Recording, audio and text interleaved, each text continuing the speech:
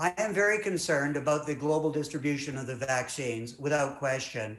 Uh, as I heard the tail end of a conversation with Dr. Fauci, the vaccine production is ramping up, as we all know. We'd like it to be even faster. We're all buoyed by the fact that there are now two vaccines licensed in the United States. A third one probably coming online within the next few weeks. That's a Johnson & Johnson vaccine.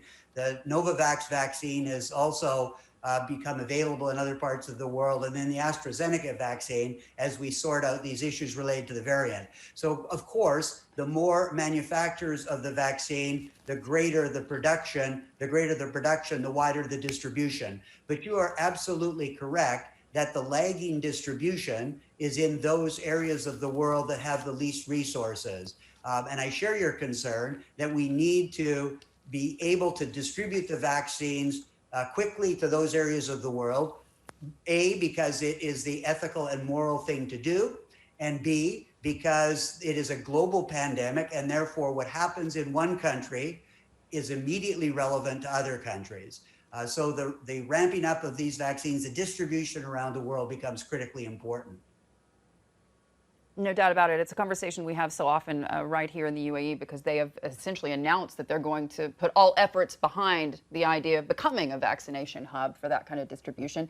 But in your view, is this just not going broadly enough? Do we need some sort of global effort? Should the United States be leading that? And with this new administration, is that actually a possibility? I mean, granted, the president's got a heck of a lot to deal with domestically, but who else is going to do this if not the United States? Well, there are, so yes, the United States should have a major role and will have a major role. I'm completely confident of that.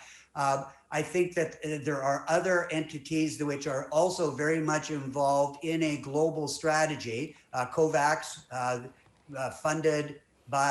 partially funded by the Gates Foundation.